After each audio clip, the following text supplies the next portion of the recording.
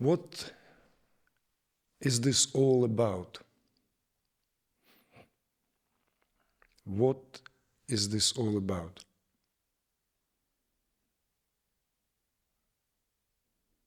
Whatever that is. Whatever that is that we bring forth into a question, whatever we bring forth as that quest. They say, and even the classical pictures from the Orient, remember those stories with an ox? Any one of you who delved into Buddhism? It's the stuff of folklore, right? All these images that are illustrating the stagery process. Stagery, because it has these stages, phases, distinctive phases. Well, after all, the folk's been living long enough, it's not just someone sat down and, I'm going to just sketch out a bunch of pictures and give them the... No, people were pondering on this stuff, pondering generation upon generation upon generation. And so as to, all right, well, let's pin it down. Let's come up with something a bit more comprehensive, so there's a coherent picture that everyone can relate to. So if you remember, and if you don't, it's just a story of like a relationship we have with what? With that what is our own deeply intimate self. And it begins with the quest. And even the quest itself begins with a place of discomfort. I'm just bouncing off that. It's not prepared. It just came into my awareness whilst I was on the plane here, just suddenly. Hang on a second, there are these images. The stories of the ox. Ox here represents this something. Ox is here, stands for something. It's a symbol, obviously. Symbol. So the very first is to... There's no ox in the picture yet. In the first image, there's no ox, just a boy. No ox, nothing. It's simply a place of acknowledgement that something is not quite perhaps as it should be, or at least can be. There is this innate sense of disquietude, this innate sense of discomfort. It's the first stage. So the spiritual journey cannot proceed, simply cannot proceed according to this understanding that the early Buddhists came up, and this has already happened way deep into the Orient, somewhere deep in China or maybe Japan. It's already Zen by then, Zen Buddhism. The journey begins only when there is a quest, when things are being questioned, and not questioned at a skin-deep level, but questioned in terms of its fundamental nature of what is going on, what is actually going on. And that sense of disquietude, discomfort, everything "dis" as a suffix we can add, adds to that. Because up until everything, as the Brits say, nice and dandy, why would one even bother? Why would one even bother? For some, it begins at a quite early age. Might begin at the age when we're still in the phases of psychological development. In the phase, from the perspective of clinical psychology, of ego development. For some historical figures, And I'm sure maybe there are some of us in the room here for whom it all began at the blooming teens, when we were not quite satisfied with the way things are. And I'm not talking about dissatisfied with the way one looks, with the way one appears, with the way one impacts or impresses others. I'm not talking about that, obviously. Teenagers have a heap of things to be annoyed with the world, trust me.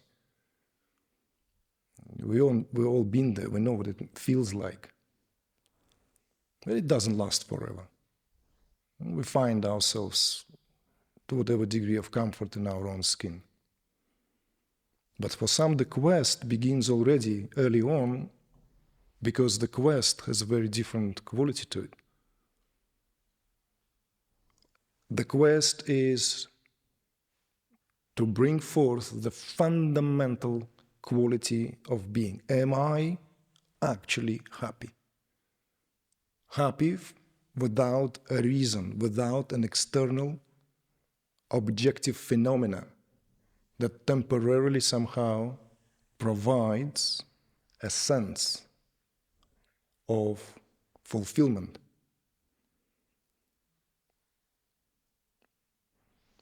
If we are to write theses to that, we could even give a title, or at least a subtitle, that life in itself is a solace for being divorced from being, even if temporarily. Life, as we know it, this fullness of expression, everything that life is known for is a solace, a temporal, a kind of moment of forgetfulness where we find fulfillment, or rather the fulfillment is at the mercy of that what life provides. And this is a leitmotif of all spiritual undertakings since time immemorial.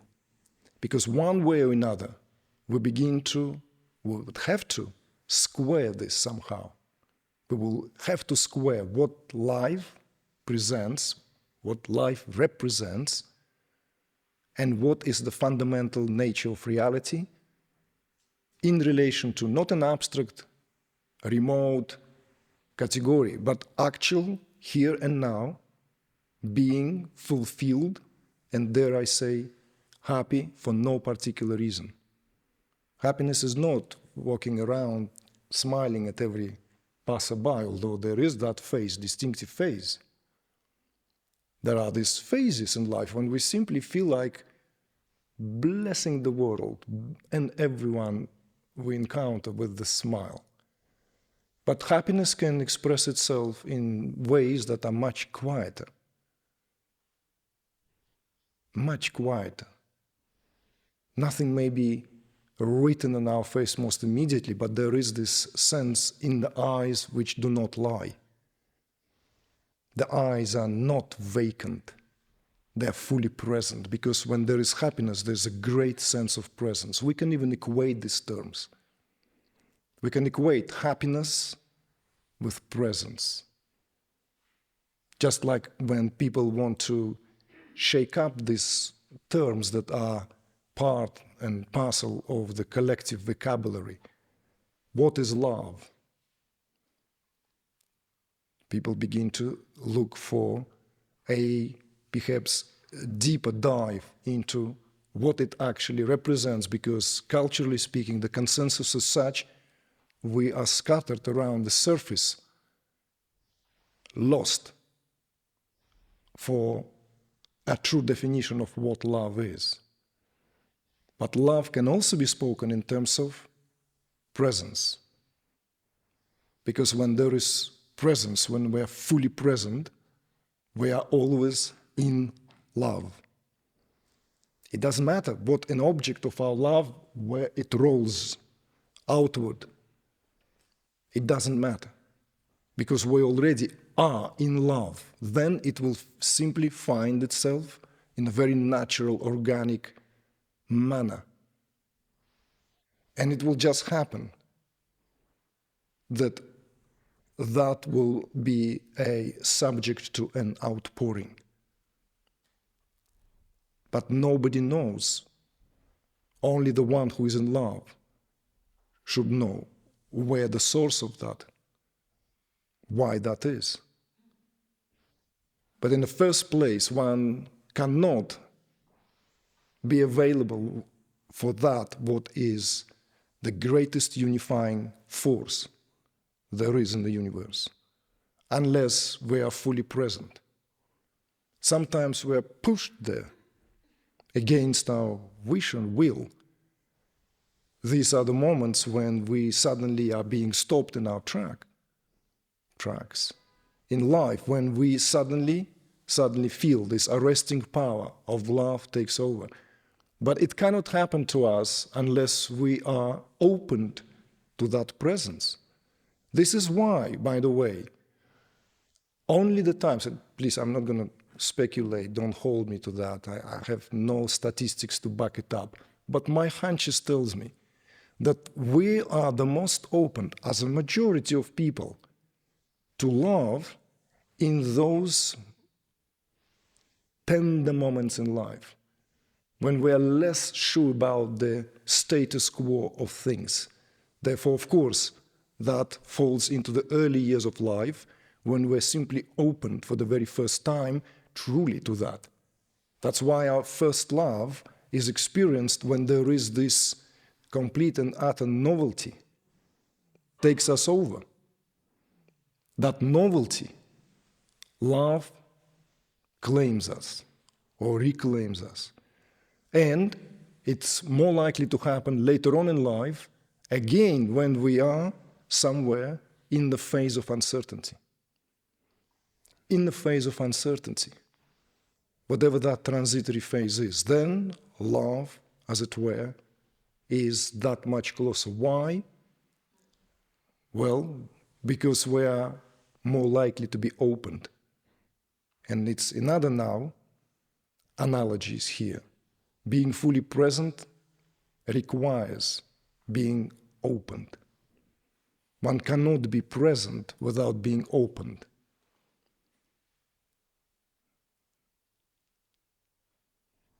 So, otherwise, life becomes a solace. Every object of experience in life, it's a temporal relief. Temporal relief. And it's good if we wisen up to know that at some point, because it acts in a peculiar way. On one hand, it doesn't deprive us from the enjoyment of what life is for, essentially, as the manifestation of that what is beyond of any names, descriptions, and so forth. And on the other hand, we know that we cannot anchor our happiness in that what is a temporal solace. We can only anchor we can only be anchored in that what is the source of all experiencing, because also it is the source of untamed, bottomless happiness that we are. So this is just a reminder of what this is all about. So unless there is a quest, unless there is some kind of question mark, unless there is this search for the so-called ox begins, it cannot begin if there is not acknowledgments where the ox is. Hang on a second. There's no ox in the picture. Ooh. I see, I know now. Okay, so this is at least how the Buddhists will view that, at the beginning of the journey.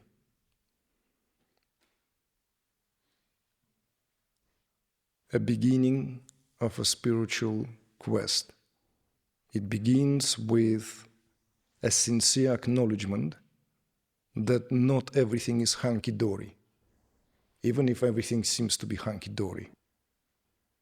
if everything seems to be okay, everything seems to be fine, particularly if everything is fine at that level where we are not pressed by any ground basic requirements in life. If we live in a relative comfort, there is that much greater chance that this will be also abstracted. Because of that power of that, what acts as a solace. For whatever reason, being conceals itself in the expression of life as we know it. Therefore, that search here begins with a simple act of sincerity. Sincerity. It takes an act of honesty for some degree of self-introspection. And if that introspection is accompanied by that unwavering willingness not to be afraid what would be revealed in the process, because this is where a lot of this retraction begins, is in the process we somehow sense that things are so connected, because we cannot lie to ourselves. We know that things are so interconnected that if I begin to pull this, if I begin to look sincerely enough into the way things are, a lot of things will begin to crumble. A lot of things will begin to crumble. Am I ready for that? Again, it's all subject to the degree of the desire to live truth. So this would probably, in Buddhist pictography, would be represented by locating where the ox might be. If the first picture there was no ox, only a sense of disquietude, discontent, then the next phase is like, hang on a second, where the ox is, let's go and find out. And the search begins from there on. So this is why we gather like this.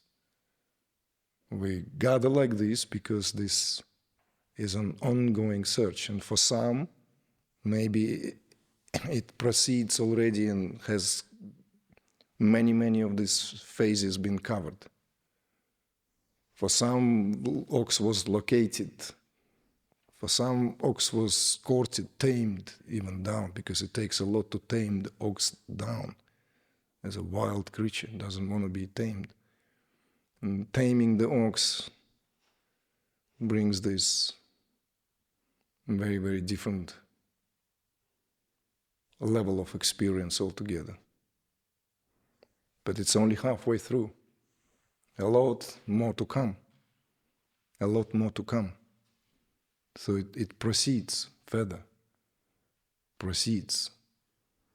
So that there is this last picture, interestingly enough, is known as a return into the world. It's the last of the oxen story. It's a return into the world. After all the musings and wanderings, it's how one returns, because that's the purpose, the very purpose. So the world maybe prior to that served as the greatest destruction. Life, here we use the term world and life now interchangeably.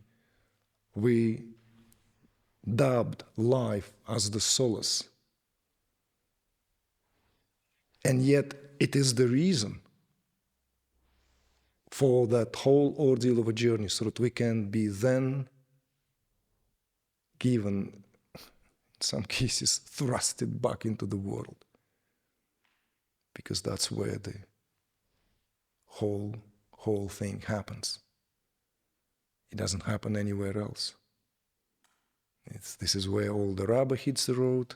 This is where all the proofs, the puddings, and this is where all the proverbs make their sense.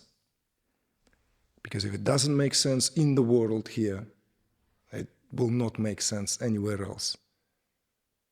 Everything will exhaust itself. Just as every spiritual experience, every spiritual height, everything that has been touched and even at some point really, really communed with, can only be tested, truly, when we are fully given back to the world. So at least this is the noble story, the story of that whole. So this feels fitting as a musing of why have we gathered? What is this all for? What is it all for? And what is it all for also includes all the gamut of what all the spiritual work in all traditions made of, including those that deny all this, including those that simply see this as a distraction in its own way, indulgence in its own way. For there is something to the futility of seeking, not in terms of what is being here sought, but seeking in itself, if it's not fully acknowledged for what it is, can be a pretext for greatest self-indulgence. So this is why that same honesty that was maybe a prerequisite in the so-called first picture of the oxen story is required. That honesty needs to be taken through all the phases, through all the stages, through all the stages of that where we have that reality check with ourselves. What are we seeking in the first place? Why are we seeking? What are we hoping to find? And is this seeking somehow also serves as the greatest distraction, as an excuse of sorts, only to avoid the real thing? Because there is a comfort as well in seeking. Comfort.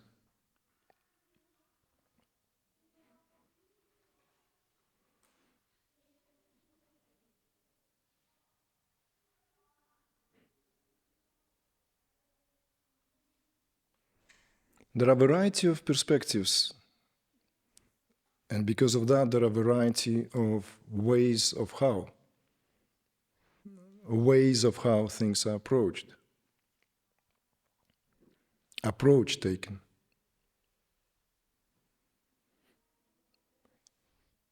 To me personally, it feels very fitting when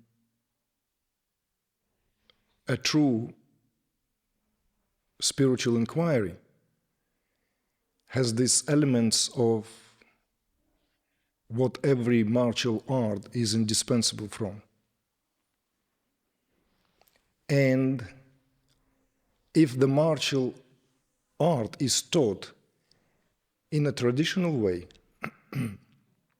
traditional, I mean here, within collectively shared consensus of how it is meant to be taught, not because the teacher is cornered, the instructor, whoever, cornered and very much subject to a variety of restraints, culturally imposed restraints, has to add meat, and have to kind of like lure people in. But the true teaching let's say, of martial art is not about do this, darling, do this, darling. This will be good for you. Okay, this, do this. No. Martial art is always taught from the place of removing wrong things, constantly pointing to the error. It's a merciless process. Merciless. Constantly pointing to the error. It's not saying, oh, great, you've done it 20 times. Can you do 20 more, please? Once you've done it 40 times, this is where, now you're doing better. No. The first thing is usually begins with the feet. And some of you saw that. It's stuff of legends and also a cliche in a way. You want to be taught? The first thing you would be experiencing is being struck down, because that's what the teacher does. He either pulls the carpet or simply knocks you off. Why? Because you can't stand. You can't even be grounded. So the work begins from there. The work begins from there. One first needs to learn how to be grounded. So in spiritual terms, it's very much the same, but minus the physical aspect of it. Because it's not about how one will perform in terms of what martial arts is about, but that element is always there. And bear in mind, if teacher is free to do his job, that's what a good teacher would do. Will not waste time by pussyfooting about things.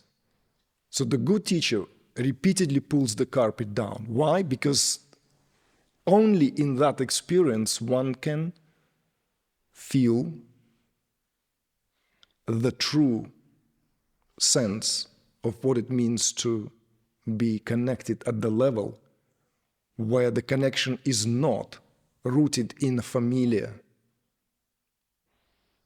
Because that's what here to be essentially redressed.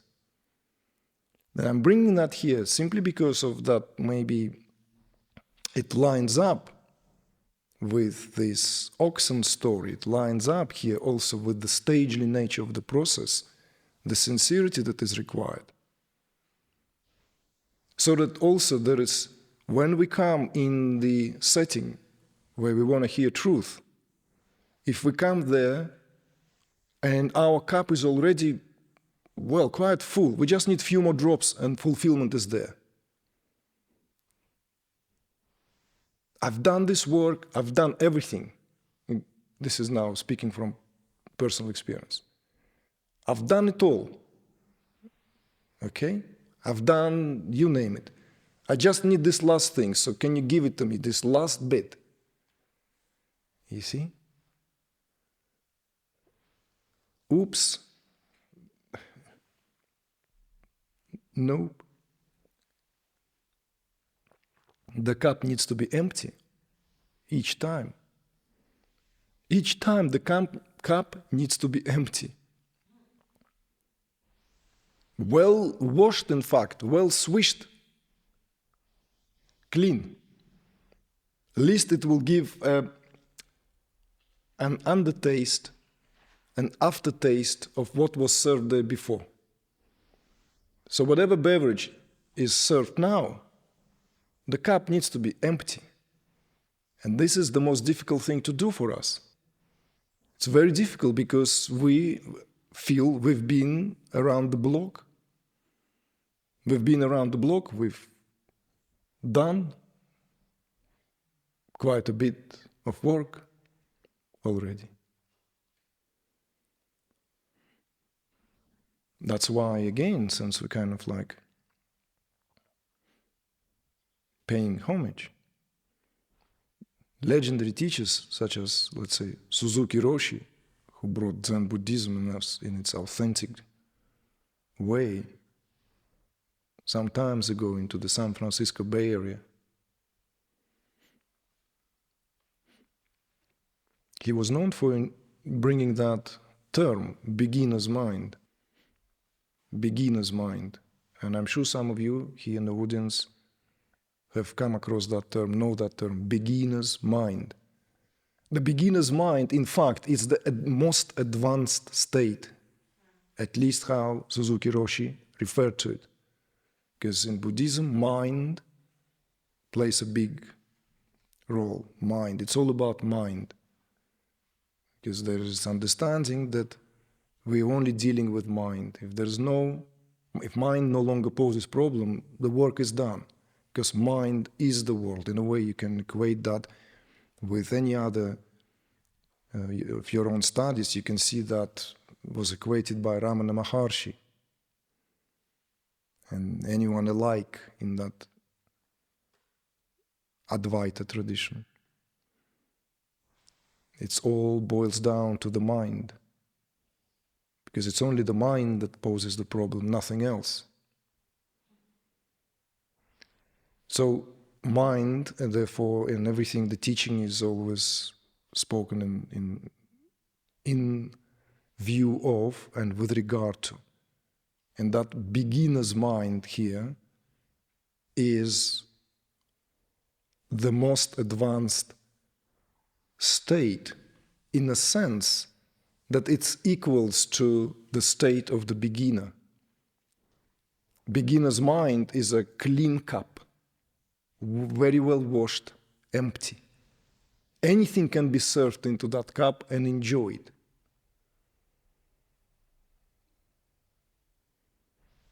If there was a beer in this cup yesterday, and then I want to drink finest tea, it will be a waste of good water.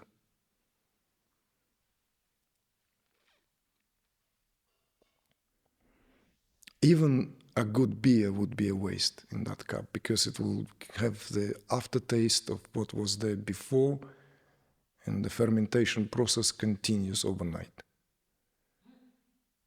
So we need to be attentive if the knowledge we receive and have received has been fermented there and to the benefit of the genome and all the stuff that the body requires. Otherwise, that fermentation is not desirable. You see? So this is an invitation also for those of you who are newcomers here, particularly if you have the interest to experience this work as of tomorrow, is to rinse the cup, put it upside down on a clean kitchen towel for it to drain. Then we'll have an enjoyable time together, whatever might be served in the process.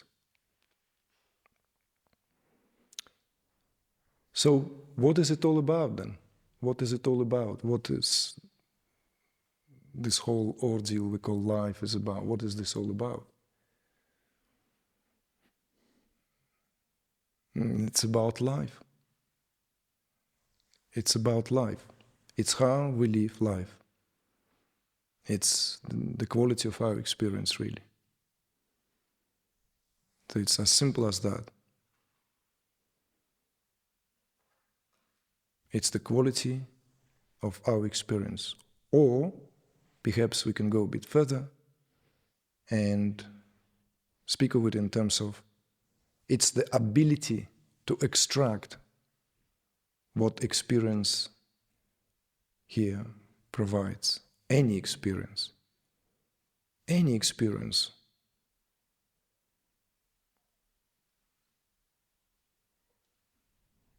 In whatever way that experience is liked or to our liking,